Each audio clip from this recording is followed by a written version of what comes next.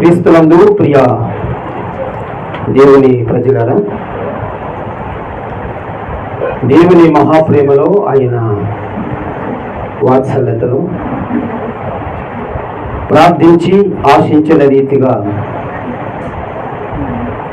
3 రోజులు ఈ పరలోక మహిమ సువార్త ఉద్యోగ కోరికలు ఏర్పాటు చేసుకోవటానికి ప్రభు యొక్క చిత్తమై ఉన్నది. అందులో భాగమై మొదటి 2 దినములు విశేషముగా దేవుని నామ మహిమార్థమై ప్రభు జరిగించినందుకు ప్రభువానికి మనము కృతజ్ఞతాస్తుతులు చెల్లిస్తూ, ఈ చివరి దినం ప్రభు యొక్క నామ మహిమార్థమై మరలా మనము ఇంతవరకు ఈ కార్యక్రమాన్ని ముందుకు కొనసాగించాము. ప్రాముఖ్యమైనటువంటి దేవుని యొక్క మాటలు వినటానికి మనం సిద్ధపడుతున్నాం కనుక ప్రతి ఒక్కరూ చక్కగా మనసు పెట్టి వినటానికి సిద్ధపడండి. కొన్ని విషయాలు అవసరమైతే నోట్ చేసుకోండి. మొన్నటి కాలం కొన్ని విషయాలు మనం ధ్యానం చేశాం. మీకు నేను తెలియజేశాను. మనకు ఈ ప్రకటన గ్రంథం అర్థం కావాలి అంటే మొదట 5 అధ్యాయాలు, తర్వాత 6 నుంచి 18 అధ్యాయాలు, తర్వాత 19 నుంచి 22 అధ్యాయాలు మనం 3 భాగాలు చేసుకుంటే మనకు అర్థమవుతుంది. ఎందుకు అంటే ఈ మొదటి అధ్యాయాలలో 5 అధ్యాయాలలో దేవుని ప్రత్యక్షత మనకు కనిపిస్తుంది. దానితో పాటుగా 7 సంఘాలను గుర్చినటువంటి సమాచారం మనకు తెలియచేయబడుతుంది. అలాగే 24 పెద్దల గురించి, 4 జీవుల గురించి తెలియజేయబడుతుంది. అలాగే ముద్రను విప్పేటువంటి యోగ్యత ఎవరికి ఉన్నదనేది 5వ అధ్యాయములు మనకు తెలియబడుతుంది. అలాగే 6వ అధ్యాయం నుంచి శ్రమల కాలము ప్రారంభించబడుతుంది. అది 19వ అధ్యాయము సగం దాకా కూడా ఉంది, కానీ 18 అని ఎందుకు పెట్టుకున్నాడు? ఒక ముద్దు గుర్తు కోసం పెట్టుకున్నాడు. శ్రమల కాలములో ఖచ్చితంగా మరి అనేక మంది శ్రమలు అనుభవించడానికి సిద్ధంగా ఉన్నారు. నేను మరలా మీకు చెబుతున్నాను, పదే ఎందుకు చెబుతున్నాను అంటే, మీరు సిద్ధపడకపోతే శ్రమల్లో ఖచ్చితంగా ఉంటారు. మీరు ఒకవేళ అనుకోవచ్చేమో, అయ్యో యేసు ప్రభు నమ్ముకొని మేము ప్రార్థనకు వస్తే శ్రమలు అంటున్నాడు ఏంటి అనుకోవచ్చాము. మీరు ప్రార్థనకి వచ్చినా రాకపోయినా లోకంలో ఉన్న శ్రమల్లోకి వెళ్ళాల్సిందే. కానీ బైబిల్ ఏం చెప్తుందంటే, యాకోబు సంతతి వారు తప్పించుకునే అవకాశం ఉందన్నాడు. అంటే మనం తప్పించుకునే అవకాశం ఒకటి ఉంది. ఆ అవకాశం ఏంటంటే, మనము యథార్థంగా భక్తి చేస్తే, నీతిగా ఉంటే ఆ శ్రమల్లోకి మనం వెళ్ళమనేటువంటి సంగతి మనం ఈ 2 రోజులు తెలుసుకోవటానికి ప్రభువు సిద్ధపరచబడ్డారు. ఈ 3వ దినము మరికొన్ని విషయాలు తెలుసుకోవటానికి మనము సిద్ధపడదాం. ప్రకటన గ్రంథం 1వ అధ్యాయం 3వ వచనం మరలా ఒకసారి మనం చదువుకొని ముందుకు కొనసాగుదాం. సమయము సమీపించినది గనుక ఈ ప్రవచన వాక్యములు చదువువాడును వాటిని విని ఇందులో వ్రాయబడిన సంగతులు గైకొను వాడును ధన్యులు. ఈ మాట మీరు అర్థం చేసుకోండి. ఈ ప్రకటన గ్రంథం వినాలి, ముందు వినాలి. ఆ తరువాత విన్న దాన్ని బట్టి మనం ఏం చేయాలంటే దానిని గైకొనాలి. అలాగూ మనము వినాలి, చదవాలి, గైకొనాలి. వారు ఏమవుతారంట? ధన్యులుగా చేయబడతారు. అందుకని ప్రకటన అనగానే అమ్మో అనుకోకుండా చక్కగా చదవటానికి సిద్ధపడండి, ఏమి కాదు. కనుక ఈరోజు మనము 3వ భాగంలోనికి మనము వచ్చాము. ఈ రోజుతో మనము ముగించుకోబోతూ ఉన్నాము. నిన్నటి కాలంలో మనము 7 సంవత్సరాల శ్రమల కాలం గురించి మనం మాట్లాడుకున్నాం. శ్రమల కాలము ఉన్నాయా అనేవాళ్ళు ఉన్నారు. ఉన్నాయని బైబిల్ చెబుతుంది. అయితే 7 ఏండ్ల శ్రమల కాలం ఎలా ఉండబోతుందో, ఆ 7 ముద్రలు, 7 బోరలు, 7 పాత్రలు, దానితో పాటుగా 7 చరిత్రలు కూడా మనం ధ్యానం చేశాం. ఈ రోజున శ్రమలలో సంఘము ఉంటుందా, లేకపోతే శ్రమ కంటే ముందుగా సంఘం ఎత్తబడుతుందా అనేది ఒక ఆలోచన మనం చేయాలి. చాలా మనము చూస్తున్నాము, అనేక మంది భిన్న అభిప్రాయాలు కలిగి ఉన్నారు. దీనిలో 3 రకాల అభిప్రాయాలు కలిగిన వారు ఉన్నారు. శ్రమలకు ముందు సంఘం ఎత్తబడుతుంది అనేవారు కొంతమంది అయితే, 7 ఏళ్ల శ్రమల కాలములో 3.5 సంవత్సరములు జరిగిన తరువాత అప్పుడు ఎత్తబడుతుందనేవాడు మరికొంతమంది అయితే, 7 ఏళ్ల శ్రమల తరువాత, శ్రమలు పూర్తయిన తరువాత ఎత్తబడతారనే వాళ్ళు మరికొంతమంది. ఈ 3 కేటగిరీలు ఉన్నారు. అయితే ఏది నిజం అనేది మనము జ్ఞాపకం చేసుకోవాలి. ఇంకొక మీకు ఆశ్చర్యమైన విషయం ఏమిటంటే, ఒక వర్గం ఉంది. ఆ వర్గం కూడా చిన్న వర్గమేం కాదు, చాలా పెద్ద వర్గమే. అది వారు ఏమంటున్నారంటే, మీరు రాకడ ఉన్నది అని ప్రజలను, విశ్వాసులను మీరు భ్రమ పెడుతున్నారు. ఎక్కడుంది రాకడ? ఆల్రెడీ రాకడ అయిపోయింది, మీకు తెలుసా అంటున్నారు. అదొక బ్యాచ్. అంటే రాకడ ఆల్రెడీ అయిపోయింది, ఇప్పటికి మీరు ఎందుకు చెబుతున్నారు యేసు ప్రభు రెండో రాకడ ఉందని అనేవారు ఉన్నారు. వారు ఏమంటున్నారో మనం చూద్దాం. మొట్టమొదట బైబిల్ వాక్యాన్ని మనం ధ్యానం చేద్దాం. ధ్యానం చేసినప్పుడు మనకేమర్థమవుతుంది అంటే, రాకడ ఇప్పటికే జరిగిపోయింది, ఇంకా మీరు రాకడ గురించి ఎందుకు వర్తమానాలు చెబుతున్నారు, ఎందుకు మీరు విశ్వాసులను మభ్య పెడుతున్నారు అని ఒక బృందం ఉంది. ఎందుకంటే బైబిల్ గురించి మాట్లాడేటప్పుడు ఇన్ని రకాల భిన్నమైనటువంటి బోధలు ఉంటాయా అని కూడా మరలా మీకు సందేహం రావచ్చు. పౌలు గారు ఒక మాట చెప్పారు, కలిపి చెరిపెడి బోధలు మీకు వినిపిస్తాయి, జాగ్రత్తగా ఉండాలి అని చెప్పాడు. అలాగే తిమోతి పత్రికలో మనం చూస్తాం, అబద్ధ బోధకులు మిమ్మల్ని మోసం చేస్తారు, జాగ్రత్తగా ఉండాలని చెప్పాడు. ఈ చివరి దినాలలో మనము సరైనటువంటి అవగాహన లేని ఎడల, సిద్ధపాటు లేని ఎడల ఖచ్చితంగా మనము జారిపోయే అవకాశం ఉంది. ప్రభు చెప్పారు మత్తయి సువార్త 24లో, ఈ అపవాది అనబడినటువంటి ఈ సాతాను మామూలోడు కాదు, అవసరమైతే సిద్ధపడిన వారిని సైతం వాడు తన వైపు లాక్కుంటాడు, కనుక మీరు జాగ్రత్తగా ఉండాలి అని చెప్పాడు. ఈ రోజున మనము సంఘము ఎలా ఎత్తబడుతుంది, ఎత్తబడిన సంఘము ఎక్కడ ఉంటుంది, ఎత్తబడిన తరువాత ఏం జరుగుతుంది, ఆ తరువాత మళ్ళా బహిరంగ రాకడలో ప్రభువు సంఘాన్ని తీసుకొని ఎక్కడికి వస్తారు, వచ్చిన తరువాత ఏమి జరుగుతుంది, హర్మగిద్యోను యుద్ధం ఎక్కడ జరుగుతుంది, 1000 ఏళ్ల పరిపాలన ఎక్కడ జరుగుతుంది, ఆ పరిపాలన అనంతరము ధవళ సింహాసనపు తీర్పు ఎక్కడ జరుగుతుంది, దానికి ముందు మాగోగు యుద్ధం ఎలా జరుగుతుంది అనే విషయాలు మనము క్లుప్తంగా తెలుసుకోవడానికి సిద్ధపడదాం. దేవుని స్తోత్రం చెప్పడం ఒకసారి. క్రీస్తునందు ప్రియ దేవుని ప్రజలారా, ఇప్పటికే రాకడ అయిపోయింది అనే వాళ్ళు ఒక వచనాన్ని పట్టుకుంటారు. ఎప్పుడైనా సరే గుర్తుపెట్టుకోండి, అబద్ధ బోధకులకి ఒక వచనం దొరుకుతుంది బైబిల్లో. అందరికీ సరిపడా రాశాడు ఆయన కూడా, యేసయ్య కూడా. ఏమి రాశాడో చూడండి బైబిల్లో. బైబిల్ చూడండి, ఈరోజు చదవాలి ఒకరు చక్కగా. మత్తయి సువార్త చూడండి ఒకసారి. మత్తయి సువార్త 16వ అధ్యాయం మనం చూద్దాం ఒకసారి. ఇప్పటికే యేసు క్రీస్తు ప్రభు వారి యొక్క రాకడ అయిపోయింది, ఎందుకు మీరు బోధ చేస్తున్నారు అనే వర్గం ఒకటి ఉంది కదా, వాళ్ళు ఈ రెఫరెన్స్ని వాడుతున్నారు. మత్తయి సువార్త 16వ అధ్యాయం 28వ వచనములో, మత్తయి సువార్త 16:28, ఇక్కడ నిలిచి ఉన్న వారిలో కొందరు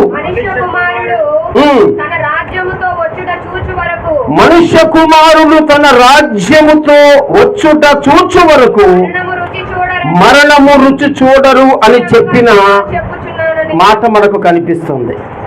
ఈ మాట మనము జ్ఞాపకం చేసుకోవాలి. ఈ మాట ఎవరు మాట్లాడారు అంటే సాక్షాత్తు యేసు ప్రభువే మాట్లాడారు. ఈ 16వ అధ్యాయం 28వ వచనములో ప్రభువు ఒక సంగతి మాట్లాడారు. ఏమంటున్నాడు ఆయన?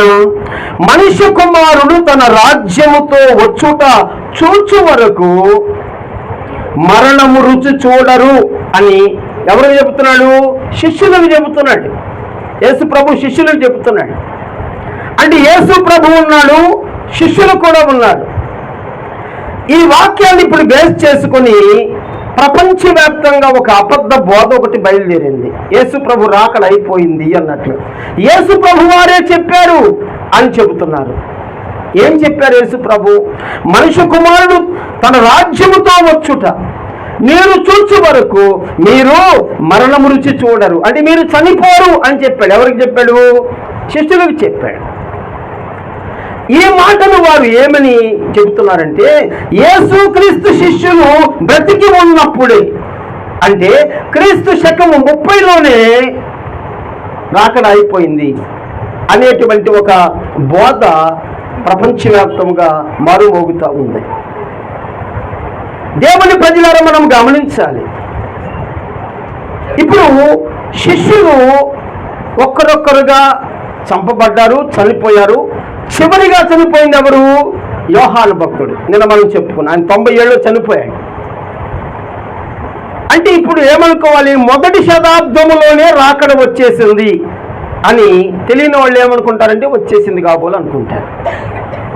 బైబిల్ గ్రంథాన్ని మనము ధ్యానించేటప్పుడు ఒక వాక్యాన్ని మనం చదువుతున్నప్పుడు దానికి పైన ఏముంది, కింద ఏముంది అనేది కూడా మనము ధ్యానం చేయకుండా తొందరపాటు నిర్ణయాలు తీసుకోవటం మంచిది కాదని నేను కూడా ఒక సలహా ఇస్తున్నాను మీకు. బైబిల్ని మనం చదవాలి, చదవకుండా ఒక వాక్యాన్ని బేస్ చేసుకోకూడదు. ఇక్కడ ఈ 16:28లో చెప్పిన మాట రెండవ రాకడను కూర్చున్నటువంటి మాట అని వారు అనుకుంటుంటే ఇది కాదు అని బైబిల్ చెబుతుంది. మరి దేని గురించి రాశాడు చూడండి, దేని గురించి రాశాడు కింద చదువుదాం. 17:1లో రాశారు. అక్కడ అదే కంటిన్యూ కిందకి. 6 దినములైన తరువాత యేసు పేతురును యాకోబులు అతని సహోదరుడైన యోహానును వెంటబెట్టుకొని ఒక ఎత్తైనటువంటి కొండ మీదికి ఏకాంతముగా పోయి వారి ఎదుట రూపాంతరము పొందెను. ఈ మాట మీరు గుర్తుపెట్టుకోవాలి. 16వ అధ్యాయం 28 మనం ధ్యానం చేసిన తర్వాత కంటిన్యూగా మరలా మనం 17లోకి వచ్చాం.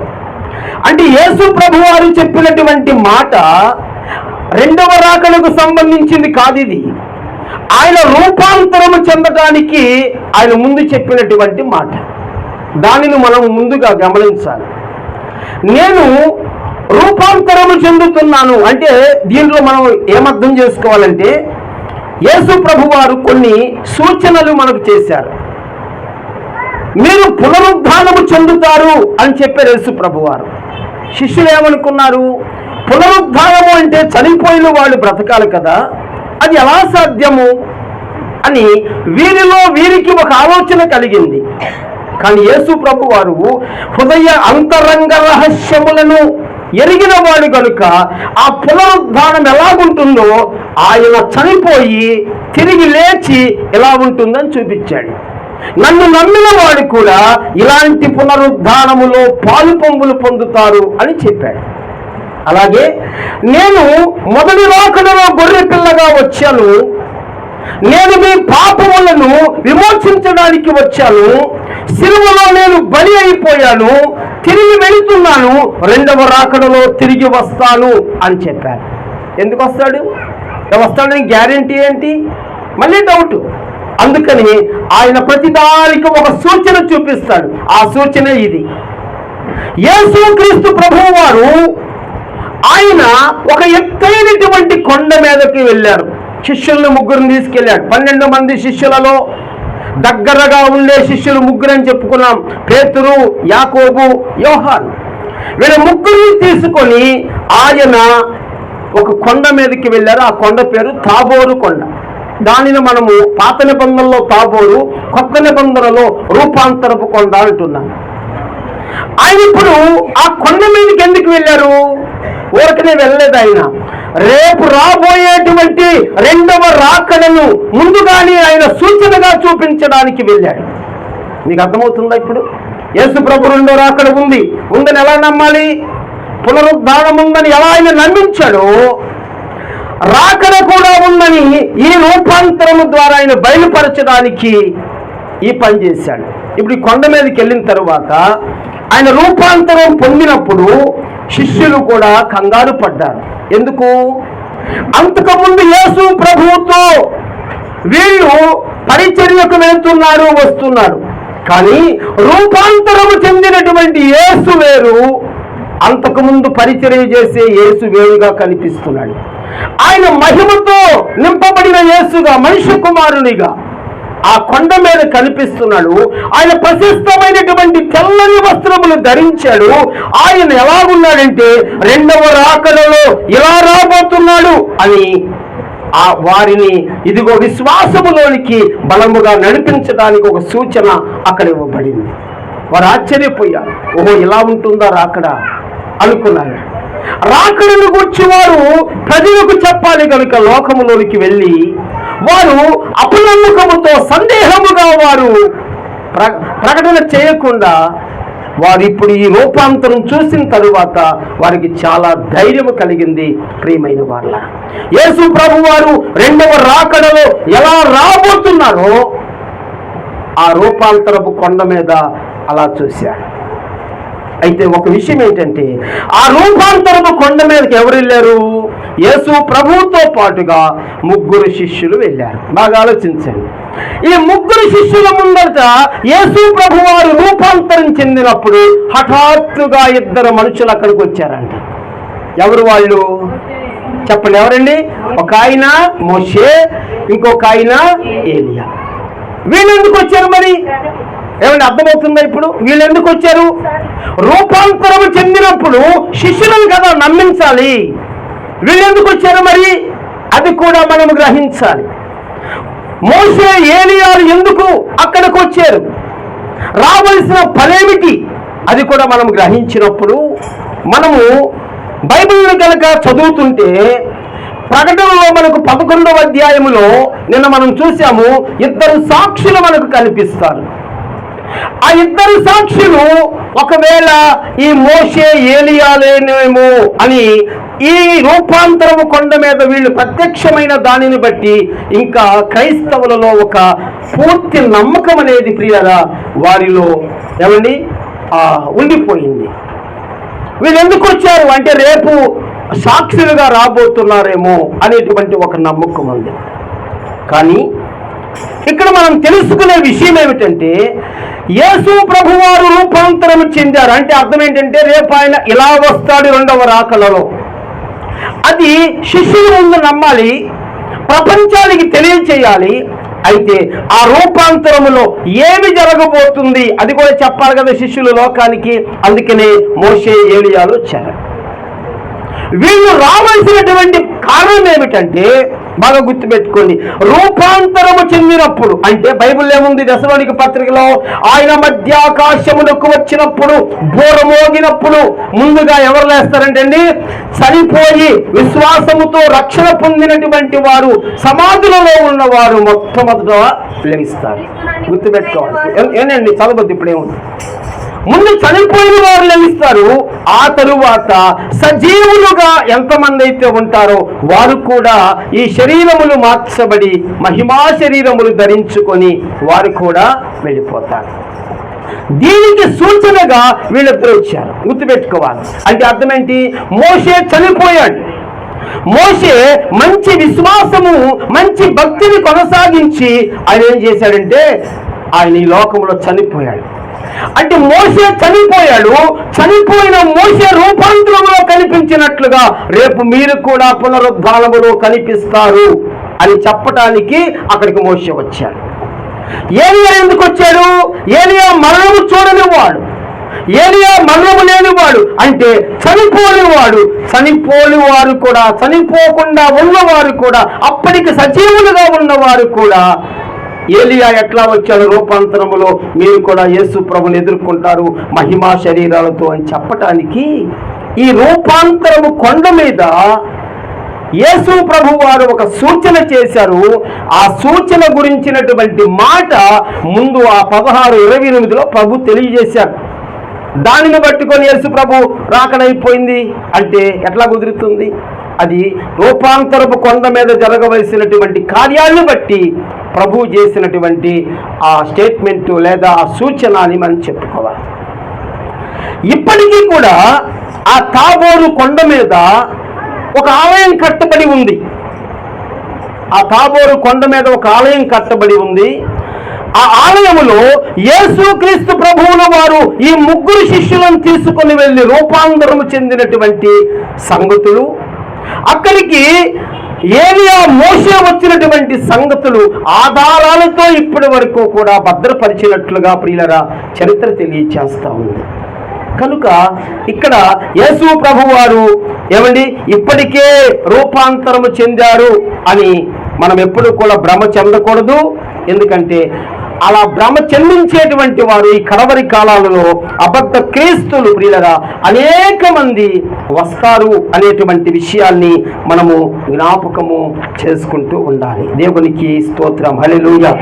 క్రీస్తునందు ప్రియ దేవుని ప్రజలరా, అయితే రాకడనేది ఇంకా జరగలేదు. అయితే రాకడకు మనము సిద్ధపరచబడాలి. నిన్న మొన్న మనం ఏం చెప్పుకున్నామంటే రాకడ కొరకు మనము సిద్ధపరచబడాలి. నీవు క్రైస్తవునిగా ఎప్పుడైతే ప్రభువుని విశ్వసించావో, చాలామంది నేను చూస్తూ ఉన్నాను సమాజంలో, యేసుక్రీస్తుని విశ్వసిస్తే, బాప్తిసం తీసుకుంటే, రక్షణ పొందితే, మందిరానికి వస్తే వ్యాపారాల అభివృద్ధి పొందుతాయని, కుటుంబాలు ఆశీర్వదించబడతాయని, కుటుంబం సమాధానంగా ఉంటుందని ఇలాంటి నమ్మకాలతోనే వస్తున్నారే తప్ప రేపు నేను ఈ 7 ఏళ్ల శ్రమల కాలంలో ఉండకుండా ప్రభువు నన్ను కొనిపోతాడు అనేటువంటి ఒక నిరీక్షణ కలిగిన వారు చాలా తక్కువ మందిగా కనిపిస్తారు. మీరు ఈ విషయాన్ని బాగా గమనించాలి. మీరు విశ్వసించేది దేనికి? ఆశీర్వాదాలకు కాదు, అభివృద్ధి కోసం కాదు. రేపు మీరు శ్రమలను దాటి వెళ్ళాలి. అందుకని మీ విశ్వాసము, మీ భక్తి ఎలాగుండాలి అంటే దృఢమైనదిగా, గట్టిగా ఉండాలి. అందుకని రాకడ కొరకు మనమందరం కూడా ఏం చేయాలి చెప్పండి? సిద్ధపరచబడాలి అనేటువంటి మాట మనం చూస్తున్నాం. మత్తయి సువార్త 24:36లో ఈ మాట వ్రాయబడుతుంది. అయితే ఆ దినమును గూర్చియు ఆ గడియను గూర్చియు తండ్రి మాత్రమే ఎరుగును గాని ఏ మనుషుడైనను పరలోకమందలి దూతలైనను కుమారుడైనను ఎరుగరు. ఈ మాట గుర్తుపెట్టుకోవాలి. అంటే సిద్ధపడాలి అంటే ఎప్పుడు రాకడా అంటే తెలియదు. యేసు ప్రభువుకు తెలియదు, పరలోకములో ఉన్న దూతలకు తెలియదు. అది ఎవరికి తెలుసు అంటే తండ్రికి మాత్రమే తెలుసు. కనుక మీరు సిద్ధపడాలి. అందుకనే ప్రభు చెప్తాడు, నేను దొంగ వలె వస్తున్నాను, మీరు జాగ్రత్తగా ఉండాలి అని చెప్తాడు. ఒకవేళ ప్రభువు మనకి చెప్పి వస్తే ఏమండి, 1 నెలలో వస్తానంటే మనం ఎంత సిద్ధపడతామో అన్నీ మానేస్తాం. ఇక మనం అన్నీ మానేసి ఏమండి సిద్ధపడతాం. అందుకని ప్రభు చెప్పకుండా వస్తారు. కనుక 24వ అధ్యాయంలోని 44వ వచనములో మీరు చూస్తే, మీరు అనుకొనని గడియలో మనుష్య కుమారుడు వచ్చును కనుకని మీరు సిద్ధముగా ఉండండి అన్నాడు. మీరు అనుకొనని గడియలో, అసలు మీరు ఊహించినటువంటి గడియలో మనిషి కుమారుడు వస్తాడు కనుక మనం ఎలా ఉండాలంటే సిద్ధపడాలి. సిద్ధపాటు కలిగేటువంటి కూడికలివి. ఏదో 3 రోజులు వచ్చాం, పాస్టర్ గారు రమ్మన్నారు అని మీరు రావద్దు. సిద్ధపడాలని చెబుతున్నాను. సిద్ధపడకపోతే మీకు ఒకటే చెబుతున్నాను, 7 ఏళ్ల శ్రమల కాలంలో రేపు మాకు కనపడతారు. అక్కడ మీరు ఎవరి ధనవంతుల్లాగా కేకలు పెట్టినా మీకు నీళ్లు పోసేవారు కూడా చెబుతున్నా. మీకు విషయం గుర్తుపెట్టుకోవాలి అన్నీ. అందుకని సిద్ధపడాలి. అపొస్తలుల కార్యము 1వ అధ్యాయము 6-7 వచనాలలో ప్రభువా, ఈ కాలమందు ఇశ్రాయేలులకు రాజ్యమును అనుగ్రహించదవా అని ఆయనను అడుగగా, ఆయన కాలములను సమయములను తండ్రి స్వాధీనమందుంచుకొని ఉన్నాడు, వాటిని తెలుసుకుంటా మీ పని కాదు అన్నాడు. అయ్యా, ఎప్పుడు జరుగుద్ది అంటే అది మీ పని కాదు, తండ్రి తన స్వాధీనములో ఉంచుకున్నాడు, మీరు ఏం చేయాలి, సిద్ధపడి ఉండండి అన్నాడు. ఆ సిద్ధపాటు మనము కలిగి ఉండాలి. ఇది రెండవ రాకడకు మీరు సిద్ధపడాలి అని ప్రభు చెబుతూ, ఈ సిద్ధపడేటువంటి మీరు అబద్ధ బోధల వైపు మీరు మరల్చకుండా, ఇళ్ళమ్మడి తిరుగుతున్నారు కదా దొంగ బోధకులు, వాళ్ళకి మీరు తలగ్గొకుండా చాలా జాగ్రత్తగా ఉండాలి. మీ సిద్ధపాటును మీరు చాలా గట్టిగా పట్టుకోవాలనేటువంటి విషయం తెలియజేస్తా ఉంది. సిద్ధపాటు కలిగినటువంటి తరువాత రాకడ కొరకు మనం ఎదురు చూడాలి, ఎదురు చూస్తూ సిద్ధపడాలి. అయితే బైబిల్లో ఈ రెండవ రాకడ గురించినటువంటి కొన్ని సూచనలు తెలియజేశాడు. ఎట్లా ఉంటుంది నా రాకడ అని చెప్పాడు. అది ఒకటి మనము కొత్త నిబంధనలోంచి చూద్దాం, ఒకటి పాత నిబంధనలోంచి చూద్దాం. కొత్త నిబంధనలో మత్తయి సువార్తలో 24వ అధ్యాయము 32వ వచనములో మీరు చూస్తే అక్కడ యేసు ప్రభువారు అంజూరపు చెట్టును గూర్చినటువంటి ఒక ఉపమానం చెప్పారు. అంజూరపు కొమ్మ లేతదై చిగురించినప్పుడు వసంతకాలం ఇంకా సమీపముగా ఉన్నదని మీకు తెలియను అంటాడు. యేసు ప్రభు రాకడకు ఈ అంజూరపు చెట్టుకు ఏంటండి తేడా ఏమిటి, అసలు ఎందుకు సూచన చెప్పారు అంటే, ప్రభువు జరగబోతున్న వాటిని ప్రతిదానిని కూడా ఒక సూచనగా ఆయన తెలియచేస్తున్నారు. క్రైస్తవులకు విశ్వాసం ఉండాలి కాబట్టి, క్రైస్తవులు నిరీక్షించి ఉండాలి కనుక ఒక సూచన అనేది ఆయన తెలియచేశారు. ఈ అంజూరపు చెట్టు ఇశ్రాయేలీయుల ప్రజలకు గుర్తుగా ఉన్నది. ఈ మాట గుర్తుపెట్టుకోండి, ఈ అంజూరపు చెట్టు ఇశ్రాయేలీయుల ప్రజలకు గుర్తుగా ఉన్నది అంటే ఎందుకు ఆయన చెప్పాడు అంటే, అది ఒక చెట్టుగానే మనం చూడకూడదు. బైబిల్ ఎప్పుడు కూడాను, నేను ఎప్పుడు చెబుతుంటాను, అక్షరార్థంగా చదివితే మీకు అర్థం కాదు. అది ఆత్మ సంబంధమైన గ్రంథము, ఆత్మ సంబంధముగానే ధ్యానం చేయాలి తప్ప అక్షరార్థంగా చదివితే మీకేం అర్థం కాదు. అంజూరపు చెట్టు ఇశ్రాయేలీయుల ప్రజలకు గుర్తుగా ఉంది. అయితే ఇక్కడ మనం చూస్తున్నాము అది చిగురించాలి. ఈ అంజూరపు చెట్టు చిగురించాలి, లేతగా ఉన్నప్పుడు అది చిగురించాలి. చిగురించడం అంటే ఏంటి? అంజూరపు చెట్టు అంటే ఇశ్రాయేలీయుల ప్రజలు అనుకున్నాము. చిగురించడం అంటే అర్థం ఏమిటంటే, చెదిరిపోయినటువంటి ఇశ్రాయేలు ప్రజలందరూ కూడా తిరిగి ఆ యెరూషలేమునకు సమకూర్చబడాలి. అర్థమవుతుందా? యెరూషలేముకు తిరిగి మరలా ఇశ్రాయేలు ప్రజలు రావాలి అంటే అసలు వారికి ఏమైంది? ఎందుకు వారు చెదిరిపోయారు? ఇశ్రాయేలు ప్రజలకు ఏమైంది అంటే, ఇశ్రాయేలు ప్రజలు క్రీస్తు శకం 70లో టైటస్ అనేటువంటి చక్రవర్తి కాలములో అందరూ కూడా చల్లా చెదురైపోయారు. వారు చెట్టుకొకరు పుట్టకొకరులాగా ప్రపంచంలో నలుదిక్కలకు వెళ్ళిపోయారు. 70లో జరిగింది అది. ఇప్పుడు వారందరూ కూడా తిరిగి ఎక్కడే రావాలంట? యెరూషలేమునకు రావాలి. అది వచ్చినప్పుడు ఏం జరుగుతుంది అంటే, అది రెండవ రాకడకు సమీపముగా ఉన్నది అని ప్రభు మనకు తెలియచేస్తూ ఉన్నాడు. దేవునికి స్తోత్రం చెప్పండి, హల్లెలూయా. క్రీస్తునందు ప్రియ దేవుని ప్రజలారా, ఈ మాటలు మనము జ్ఞాపకము చేసుకుంటూ ఉన్నప్పుడు ప్రభు చెబుతున్న మాట ఏమిటంటే, రాకడకు సూచనలు మనకు శ్రేష్టముగా కనిపిస్తున్నాయి. పాత నిబంధనలో కూడా ఒక సూచన ప్రభు మనకు తెలియజేశారు. చూడండి, అది ఏమిటంటే దానియేలు గ్రంథము చూడండి ఒకసారి. బైబిల్ అందరూ చూడండి. దానియేలు గ్రంథము 12వ అధ్యాయము 4వ వచనములో ఒక మాట మనకు కనిపిస్తుంది. అదేమిటంటే, దానియేలు నీవు ఈ మాటలను మరుగు చేసి అంత్యకాలము వరకు ఈ గ్రంథమును ముద్రింపుము అన్నాడు. దానియేలుకు ప్రభు చెబుతున్నాడు, దానియేలు, నీవు ఈ మాటలను నీవు మరుగు చేయి. అంటే నేను చెప్పిన మాటలను ఏం చేయమన్నాడు చెప్పండి? మరుగు చేసి అంత్యకాలము వరకు ఈ గ్రంథమును నీవు ముద్రింపుము అన్నాడు. ఏం చెప్పాడు ఆయన? ఏం చెప్పుంటాడు అనేది కూడా మనము గమనించవలసి ఉంది. చూడండి, ఇక్కడ మనం చూస్తే దానియేలు గ్రంథములో రాకడకు సంబంధించినటువంటి ఒక సూచన మనకు స్పష్టంగా కనిపిస్తుంది. అదేమిటి అంటే దానియేలు గ్రంథము 2వ అధ్యాయము 32వ వచనం. మీరు ఎవరు చదవద్దు, చూడండి, నేను చెబుతా ఉంటాను. దానియేలు గ్రంథము 2వ అధ్యాయము 32వ వచనం. అక్కడ ఏం జరిగిందంటే బబులోను రాజ్యాన్ని నెబూకద్నెజరు అనేటువంటి ఒక రాజు పరిపాలన చేస్తున్నాడు. వినండి, మీరు ఎవరు పరిపాలన చేస్తున్నారంట?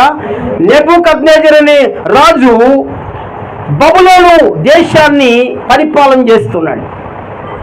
ఆ పరిపాలన చేస్తున్న సమయంలో అతడు ఒక రోజున ఒక కలగన్నాడు. ఈ నెబూకద్నెజరు ఒక కలగన్నాడు. కలకని తెల్లవారేసరికి ఏమైందంటే కల మర్చిపోయాడు. కల కన్నాడు, కల మర్చిపోయాడు. ఆ తరువాత తెల్లవారిన తరువాత ఆ దేశంలో ఉన్నటువంటి జ్యోతిష్యులను పిలిపించాడు. ఆ దేశంలో ఉన్నటువంటి శకునగాండ్రని పిలిపించాడు. ఆ దేశంలో ఉన్నటువంటి మాంత్రికులను పిలిపించాడు. ఆ దేశంలో ఉన్నటువంటి జ్ఞానులను పిలిపించాడు. అందరినీ పిలిపించి, ఈ రాజుగారు పిలిపించారు కదా, ఏమడుగుతాడో అనుకున్నారు. అప్పుడు రాజుగారు అన్నాడు, నేను ఒక కల కన్నాను రాత్రి అన్నాడు. అవునా, ఏం కలయ్యా అన్నారు వీళ్ళు. ఆ కల మర్చిపోయి మీరు చెప్పండి అన్నాడు. అర్థమవుతుంది మీకు ఇప్పుడు? ఆ పిలిపించారు కదా జ్ఞానులు, మాంత్రికులు, శకునగాండ్రు, ఏమండి జ్యోతిష్కులు అందరూ కూడా వచ్చారు రాజుగారి దగ్గరికి. వచ్చిన తరువాత నేను రాత్రి కల కన్నాను అన్నాడు. చెప్పయ్యా అన్నాడు. చెప్పడానికి కాదు, అదేంటి మీరు చెప్పండి అన్నాడు. అయ్యా మాకేం తెలుసు అయ్యా, నువ్వేం కలగన్నావంటే చెప్పాలి అన్నాడు. రాజుగారి కోపం వస్తే ఏం జరుగుద్ది? తల దీపిస్తాడు కదా. వీళ్ళే వణికిపోతున్నారు, వీళ్ళ వల్ల కాలేదు. అయితే ఆ కాలములో ఏమండి ఈ దానియేలు, ఈ షడ్రకు, మెషకులు అందరూ ఉన్నారు కదా, బందీలుగా చేయబడ్డారు. అప్పుడు వాళ్ళు ఏం చేశారు అంటే, ఒక ఆయన చెప్పాడయ్యా, దానియేలులో ఒక ఆయన ఉన్నాడు, దైవజ్ఞానం కలిగిన ఆయన.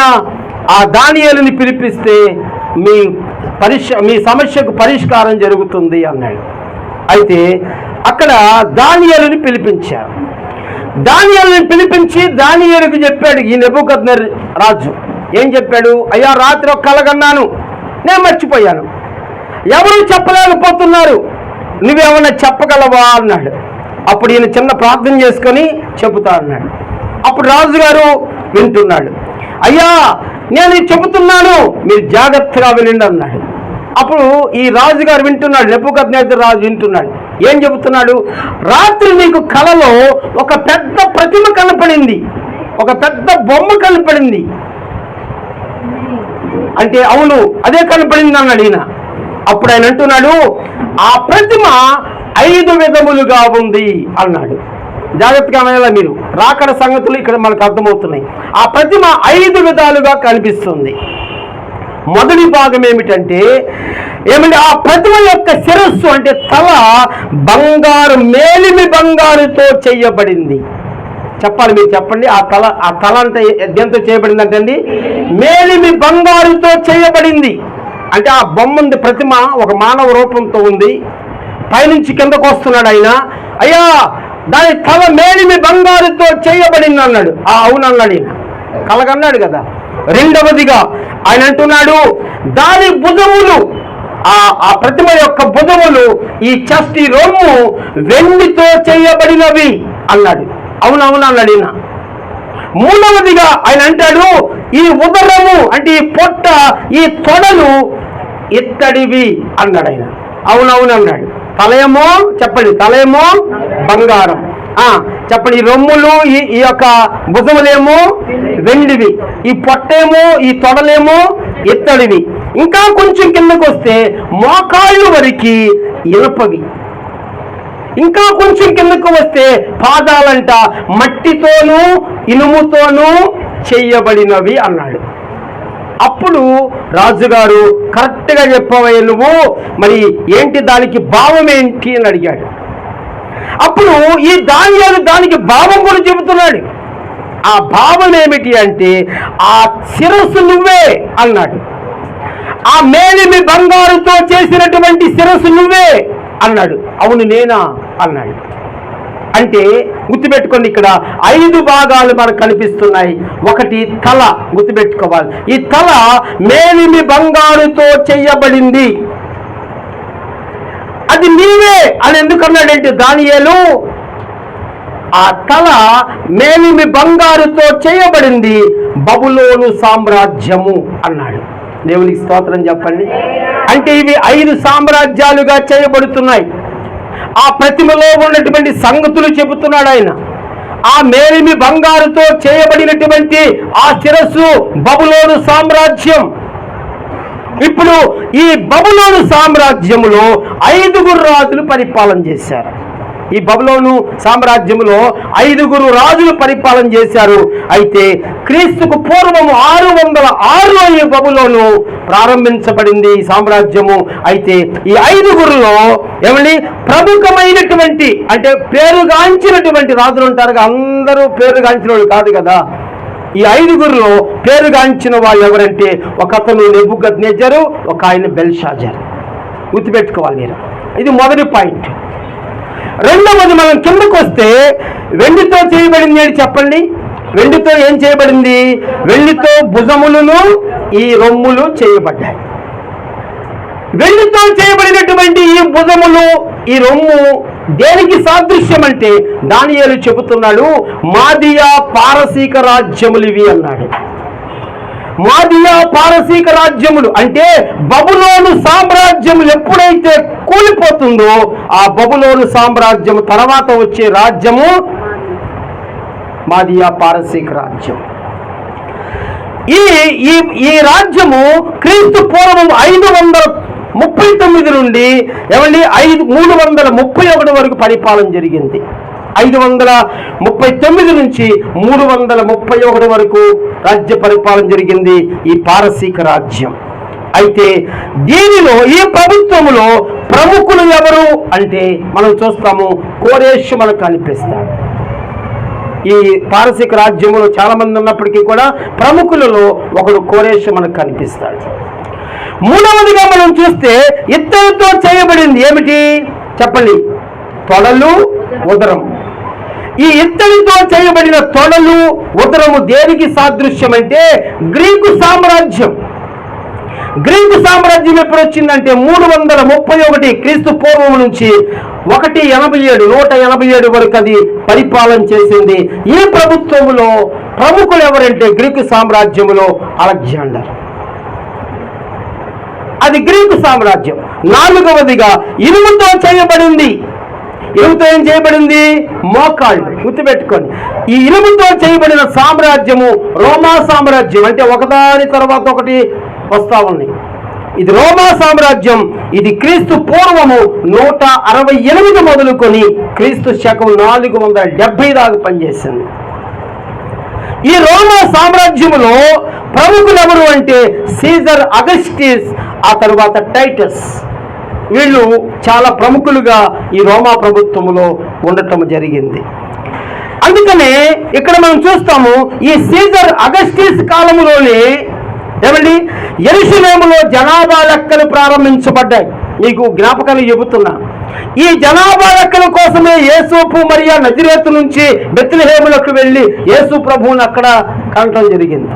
ఈ సీజర్ అగస్టిస్ కాలంలో జరిగిందన్నమాట. అంటే రోమా ప్రభుత్వ కాలము 4వది. ఆ తరువాత చివరిది ఏంటి? 5వది ఇనుము మట్టి కలిసినవి. ఈ ఇనుము మట్టి కలిసిన ఏంటి? పాదములు. గుర్తుపెట్టుకోవాలి, ఇనుము మట్టి కలిసినటువంటి పాదము ప్రస్తుత ప్రభుత్వములు. ఈ మాట గుర్తుపెట్టుకోవాలి.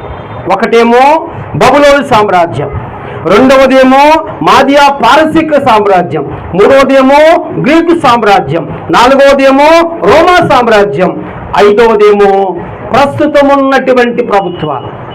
ఇప్పుడు ఏం జరిగింది అంటే, ఈ ప్రతిమ రాజుగారికి కనపడినప్పుడు ఒక సంగతి జరిగింది. అది ఏమిటి అంటే చేతి సహాయము లేకుండా ఒక రాయి వచ్చిందట. చేతి సహాయము లేకుండా అంటే ఎవరి ప్రమేయము లేకుండా ఒక రాయి హఠాత్తుగా వచ్చి ఆ ప్రతిమకు ఉన్నటువంటి 5వ భాగమైనటువంటి ఎవరి పాదముల మీద పడింది. తల మీద పడలేదు, ఏమండి ఇంకెక్కడా పడలేదు. ఎక్కడ పడిందంటే పాదముల మీద పడింది.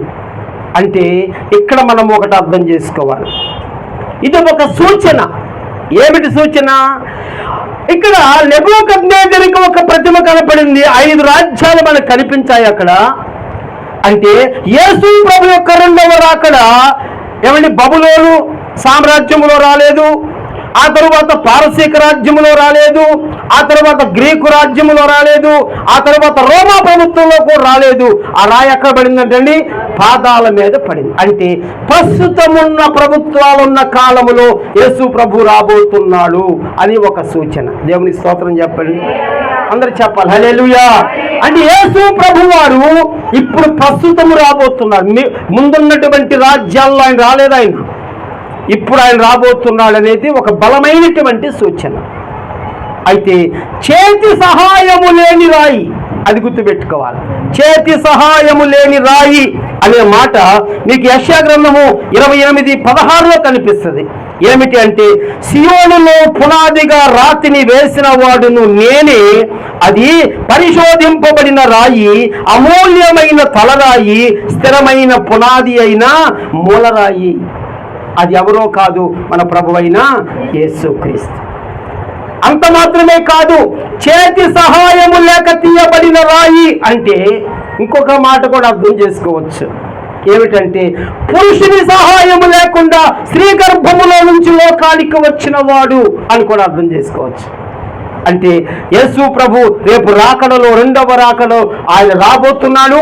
రాకడ ఉన్నది, ఖచ్చితంగా ఉంది.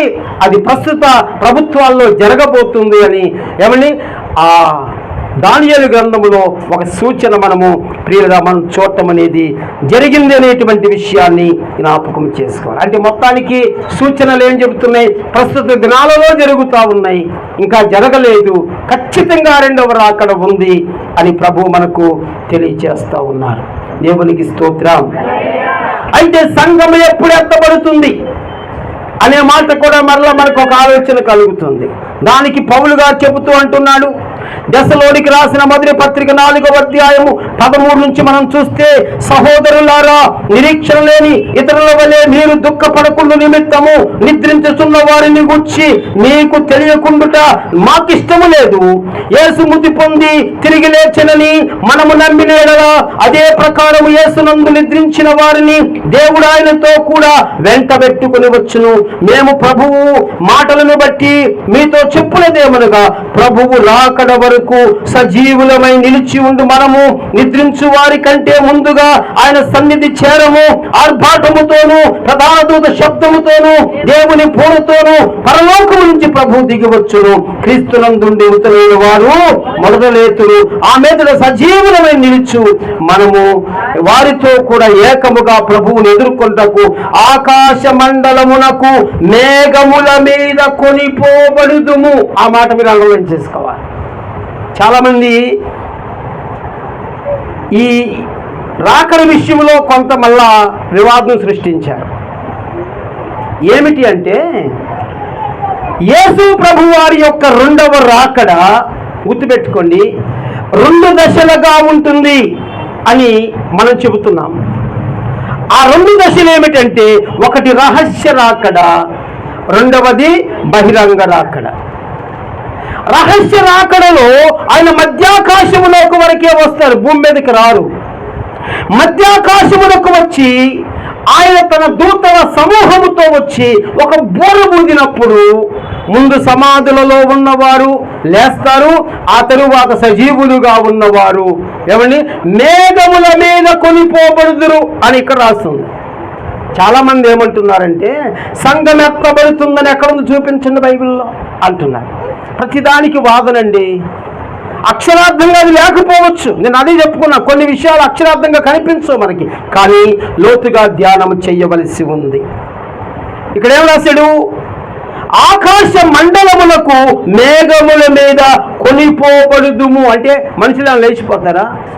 దేవుని సహాయము లేకుండా, ఏమంటే ఆయన రాకుండా సంఘము కొనిపోబట్టే అవకాశం లేదు. అందుకని ఖచ్చితంగా సంఘం ఎత్తబడుతుంది అనే విషయము మనం జ్ఞాపకం చేసుకోవాలి. దేవునికి స్తోత్రం. కొరింథీ పత్రిక మొదటి పత్రిక 15వ అధ్యాయము 51, 52 వచనాలను మీరు చూస్తే, ఇదిగో మీకు నేను ఒక మర్మము తెలుపుచున్నాను, మనమందరము నిద్రించము గాని నిమిషములో ఒక్క రెప్పపాటున కడబూరం రోగగానే మనమందరము మార్పు పొందుదము. బూరం రోగును, అప్పుడు మృతులు అక్షయముగా లేపబడుతూ మనము మార్పు పొందుదము. అంటే ఖచ్చితంగా రాకడ ఉంది. రాకడలో మనం ఎత్తబడతాము, ఇలాగుంటాము అని వాక్యాలు మనకి స్పష్టంగా తెలియచేస్తూ ఉన్నాయి. అంత మాత్రమే కాదు, యోహాను సువార్త 14వ అధ్యాయము మొదటి 3 వచనాలు చూస్తే, మీ హృదయములను కలవరపడనివ్వకుడి, దేవుని యందు విశ్వాసం ఉంచుచున్నారు, నా యందు కూడా విశ్వాసం ఉంచుడి. నా తండ్రి ఇంట అనేక నివాసములు కలవు, లేని ఎడల మీతో చెప్పుతును, మీకు స్థలము సిద్ధపరచ వెళ్ళుచున్నాను. నేను వెళ్ళి మీకు స్థలము సిద్ధపరచని ఎడల నేను స్థలములలో మీరు ఉండులాగున మరలా వచ్చి నా యొద్ద నుండి మిమ్ములను తీసుకొని పోవదును. అంటే అర్థం ఏంటి? రాకడ ఉంది, ఎత్తబడతాము, ఇంత క్లియర్గా రాస్తుంటే ఎక్కడుంది అంటే వాళ్ళ ఉద్దేశం ఏంటంటే రహస్య రాకడ లేదు, డైరెక్ట్గా ఒకేసారి వచ్చేస్తారు అంటున్నారు చాలామంది. కాదు. ఇప్పుడు ఈ మాటలను మనము గమనించినప్పుడు ఏమర్థమవుతుంది అంటే, ఒకటి మనం జ్ఞాపకం చేసుకోవాలి, సంఘము ఖచ్చితముగా ఎత్తబడుతుంది. సంఘము ఎత్తబడుతుంది. ఎప్పుడు ఎత్తబడుతుంది అనే మాటలో మనం చూస్తే ప్రియరా, ఖచ్చితంగా మనం చెప్పవచ్చు, సంఘము ఏమండి 3 విధాలుగా చాలామంది మాట్లాడుతున్నారు. శ్రమలకు ముందని కొంతమంది, శ్రమల మధ్య కాలంలో కొంతమంది, శ్రమల తర్వాతని కొంతమంది మాట్లాడుతున్నారు. కానీ వాక్యాన్ని మనం బేస్గా చేసుకోవాలి. నిన్నటి నుంచి నేను చెప్పేది అదే, వాక్యమునకు దగ్గరగా మనం వెళ్ళాలి. వాక్యం ఏం చెప్తుందో చూడాలి, కానీ మనుషులు ఎవరో చెప్తే మనం నమ్మకూడదు. సంఘము శ్రమలకు ముందు ఎత్తబడుతుందని కొన్ని రిఫరెన్సులు మనం చూద్దాం. ఇప్పుడు సంఘము శ్రమలకు ముందు ఎత్తబడుతుందనడానికి ఎట్లా మనకు ఆధారం అంటే, చూడండి, దశలోనికి రాసిన మొదటి పత్రిక 5వ అధ్యాయము 9వ వచనములో, దేవుడు మనలను ఉగ్రత పాలగుటకు నియమింపలేదు అనే మాట ఉంటుంది. ఉగ్రత పాలంటే ఏంటి? 7 ఏళ్ల శ్రమ. ఈ మాట కూడా మనం గుర్తుపెట్టుకోవాలి. దేవుడు మనలను ఉగ్రత పాలగుటకు నియమింపలేదు అంటే మనము ఖచ్చితంగా శ్రమల కాలానికి ముందుగా ఎత్తబడతామని దీన్ని బట్టి అర్థమవుతుంది. రెండవదిగా రోమాపత్రిక 5వ అధ్యాయం 9వ వచనములో, నిశ్చయముగా ఆయన ద్వారా ఉగ్రత నుంచి రక్షింపబడుదుము. ఆయన ద్వారా అంటే ఎవరు? యేసు ప్రభు ద్వారా. దేని నుంచి? ఉగ్రత నుంచి మనము రక్షించబడతాం. ఇంతకంటే ఆధారం ఏం కావాలి? శ్రమల్లో నువ్వు ఉండవని చెప్పడానికి. గుర్తుపెట్టుకోవాలి, వాక్యపు అంచులతలో రావాలి. ఎవరో చెప్తే నమ్మకూడదు మనం. మూడవదిగా మనం చూస్తున్నాము, దశలోనికి రాసిన మొదటి పత్రిక 1వ అధ్యాయం 10వ వచనములో మీరు చూస్తే, ఉగ్రత నుండి మనలను తప్పించుచున్న ఆయన కుమారుడు. ఉగ్రత నుంచి మనలను తప్పించుచున్న ఆయన కుమారుడు అంటే మన ప్రభు యేసు. అంటే ఉగ్రతలో మనం ఉండమని అర్థమవుతుంది.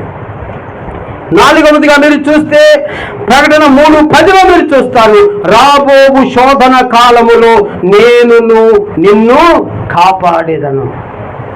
రాబోవు శోధన కాలములో నేను నిన్ను కాపాడుతానని ప్రభు చెబుతున్నాడు. ఎవరికి చెబుతున్నాడు? సంఘానికి చెబుతున్నాడు. 5వదిగా మీరు చూస్తే పేతురు రాసినటువంటి 2వ పత్రిక 3వ అధ్యాయం 10వ వచనములో ఆయన అంటున్నాడు, ప్రభువు దినము దొంగ వచ్చినట్లు వచ్చును అంటాడు. ప్రభువు దినము దొంగ వచ్చును అంటే అర్థం ఏంటి తెలుసా? ఇప్పుడు ఆయన బహిరంగంగా వచ్చినప్పుడు ఆల్రెడీ తెలిసిపోతుంది కదా అందరికీ. దొంగలాగా వచ్చేది ఎవరికి తెలియదు, అంటే రహస్యలాగా ఎవరికి తెలియదు. ఈ వాక్యాన్ని బట్టి కూడా ఖచ్చితంగా యేసు ప్రభు యొక్క రాకడ శ్రమలకు ముందు కాలంలోనే ఉందని ఖచ్చితంగా వాక్యాన్ని బట్టి మనం చెప్పవచ్చు. దేవునికి స్తోత్రం చెప్పండి, హల్లెలూయా. అందుకని ఆయన రక్తము చేత లేదా ఆయన రక్తము కార్చినటువంటి సంఘము, ఆయన వధువైనటువంటి సంఘము ఏమండి శ్రమలలో యేసయ్య ఎలా ఉంచుతారండి? ఇప్పుడు చెప్పండి. ఆయన రక్తంలో కాల్చబడిన సంఘం, ఆయన వధువైనటువంటి సంఘం ఎలాగూ ఏమండి శ్రమల్లో ఉంటుందంటే ఖచ్చితంగా ఉండదు. ఇది మనము గమనించవలసిన విషయం. ఇప్పుడు మొత్తానికి ఏమని, శ్రమలకు ముందుగా సంఘం ఎత్తబడింది. ఏ శ్రమలు చెప్పండి? 7 ఏండ్ల శ్రమల కాలం. మీకు చెప్పాను 7 ఏండ్ల శ్రమల కాలం అంటే ప్రకటన 6 నుంచి 18 దాకా. నేను మీకు చెప్పాను కదా, 7 ముద్రలు, 7 బోరలు, 7 పాత్రలు, 7 చరిత్రలు కూడా చెప్పాను మీకు. అంటే వీటిలో మనం ఉండకుండా ప్రభు మనల్ని కాపాడతాడు అని మనం అజాగ్రత్తగా ఉంటే పొరపాటు. మనం సిద్ధపడాలని చెబుతున్నాను. నువ్వు మందిరంలోకి రాకుండా నీ ఇష్టానుసారంగా నువ్వు లోకంలో తిరిగి దేవుని మీద ద్వేషం, సేవకుని మీద ద్వేషం, వాక్యాన్ని నువ్వు అంగీకరించకుండా శరీర కార్యాలను ఇష్టం వచ్చినట్టు చేస్తూ నేను ఎత్తబడతానంటే కుదరదు అక్కడ. అందుకనే మనం గమనించాలి, నీ సిద్ధపాటుతోనే ఎత్తబడే అవకాశం కలుగుతుంది. సంఘం మాత్రం శ్రమలకు ముందే ఎత్తబడుతుందనే విషయాన్ని గమనించాలి. మొత్తానికి సంఘము శ్రమలకు ముందు ఎత్తబడింది. గుర్తుపెట్టుకోవాలి, సంఘము శ్రమలకు ముందు ఎత్తబడింది. ఎక్కడికి ఎత్తబడింది?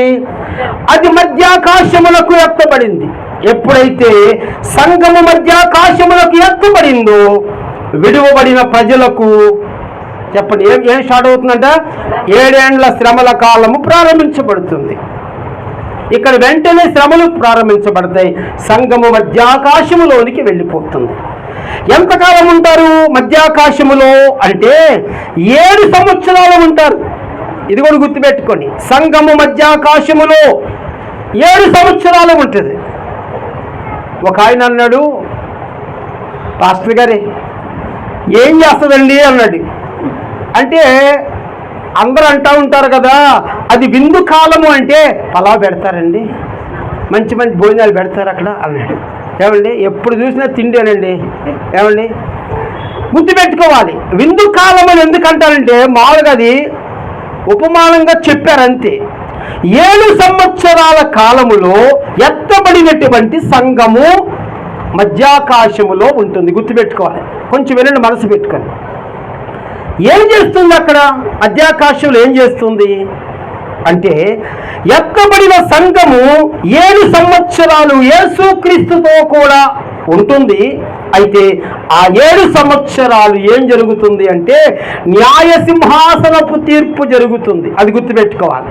బైబిల్లో మీ కొరింథీ పత్రికలో కనిపిస్తుంది అన్నమాట.